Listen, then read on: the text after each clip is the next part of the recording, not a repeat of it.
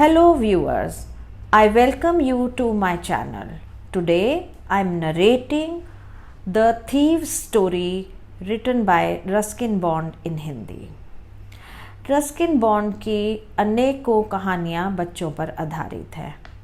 इस मनोरंजक कहानी में गहरी सीख है जो हमें भरोसा करना सिखाती है, to trust and to do the right. इस कहानी में दो मुख्य कैरेक्टर हैं।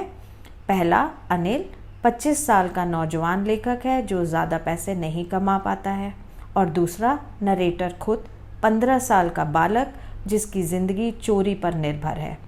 ये लोगों का भरोसा जीतता है और चकमा दे चोरी करता है। इस कहानी में नरेटर अनिल का भरोसा आसानी से जीत लेता है, पर क्या वह उसे मेंटेन करता है या तोड़ देता है? तो आइए सुनते हैं एक भरोसे की कहानी, एक चोर की जुबानी। जब मैं अनिल से मिला तब तक मैं एक चोर ही था। मेरी उम्र तो थी केवल 15 साल, पर मैं अपने काम में पूरा माहिर था। हाँ, एक मंझा हुआ चोर। कुछ समय से मेरे हाथ कुछ नहीं लगा था और मैं अपने नए शिकार को खोज रहा था। तभी मेरी नज़र अनिल पर पड़ी। वह रेसलिंग का मैच देख रहा था। वह 25 वर्ष का ऊंचा लंबा नौजवान था, देखने में दयालु, मस्त मौला और सीधा साधा। पहली नज़र में मैं भांप गया कि यही मेरा अगला शिकार है। मुझे विश्वास था कि मैं उसका भरोसा आसानी से जीत लूँगा। तुम तो खुद ही पहलवान लगते हो, मैंने अनिल को मुस्कुराते हुए कहा। खुशामद परिचय बढ़ाने का सबसे सरल तरीका था और मैंने वही किया।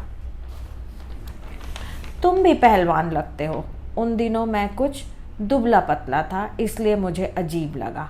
हाँ, कभी कभार कर लेता हूँ, मैंने कहा। तुम्हारा नाम क्या है? हरी सिंह। मैंने झूठ बोला। मैं हर महीने नया नाम रख लेता था। पुलिस और पुराने मालिकों की पकड़ से दूर और बचे रहने का ये मेरा तरीका था। अनिल कुश्ती में मस्त हो गया, मैं चुप रहा। जब अनिल आगे चल दिया तो मैं उसके पीछे हो लिया। वह मुड़ा तो मैंने कहा, मैं तुम्हारे लिए काम करना चाहता हूँ। मैंने अपने मुख पर अपनी सबसे मोहक मुस्कान बिखेर दी।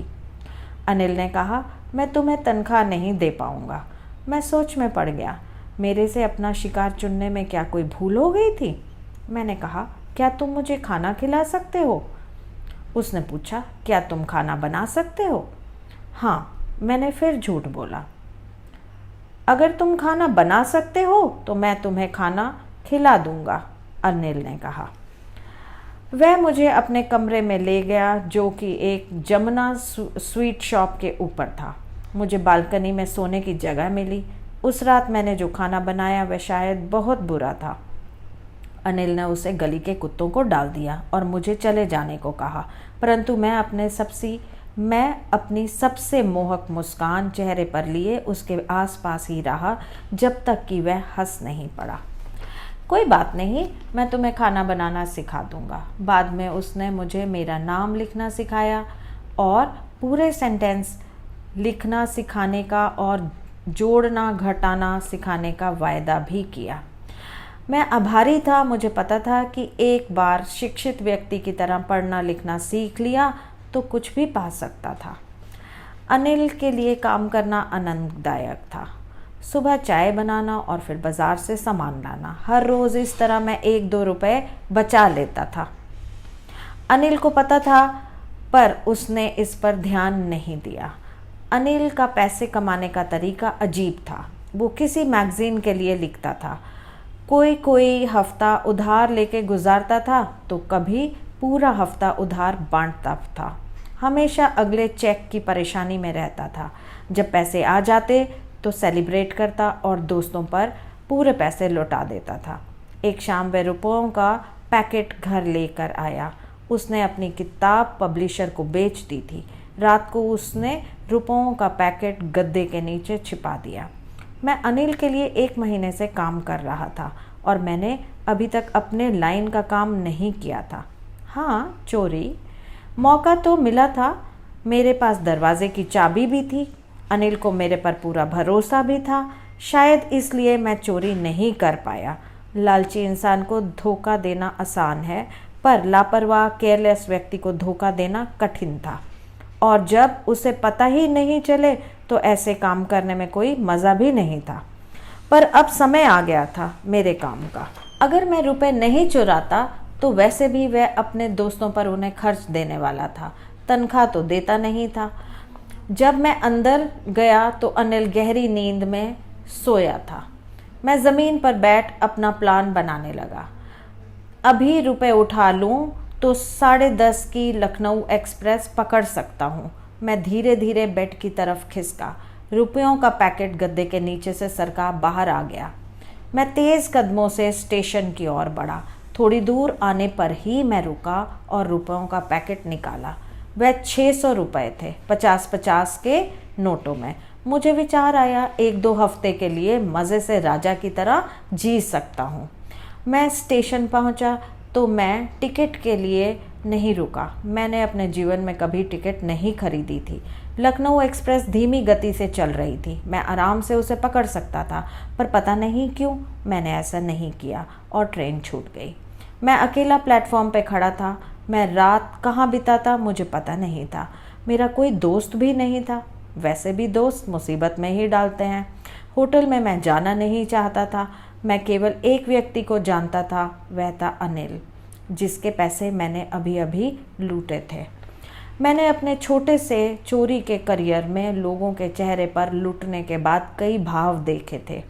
लालची को डर, अमीर को क्रोध, गरीब को असहाय महसूस होता है। मुझे पता था जब अनिल को चोरी का पता चलेगा तो उसके चेहरे पर दुख का भाव होगा।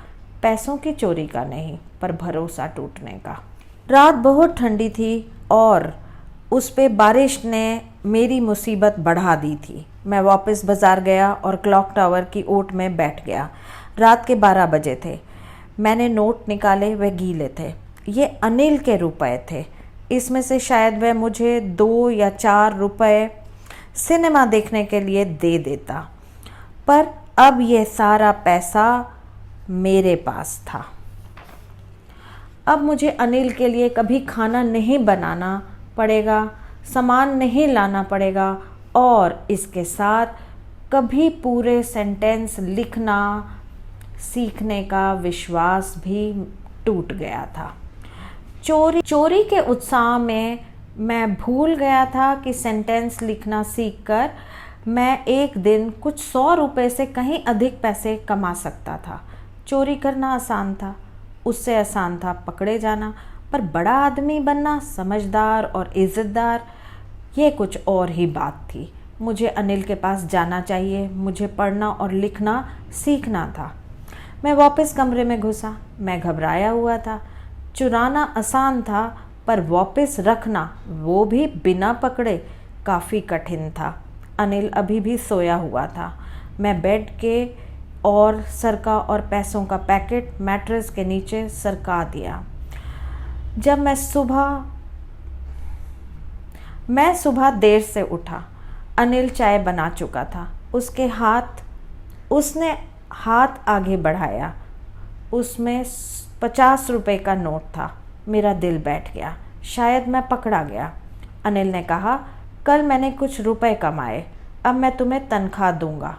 मेरी सांस में सांस आई, पर जब मैंने 50 रुपये का नोट पकड़ा तो पाया कि वह कल रात की बारिश से गीला था। आज हम सेंटेंस लिखना सीखेंगे। उसे सब पता था, पर उसने अपने होठों से या आँखों से ये व्यक्त होने नहीं दिया। मैं मुस्कुरा दिया, अपनी सबसे मनोहर मुस्कान, पर ये बनावटी नहीं थी।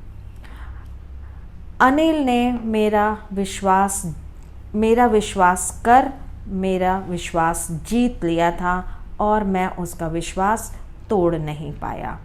यही मुस्कान मेरे मुख पे थी। Please subscribe, like and share my channels to motivate. Thank you.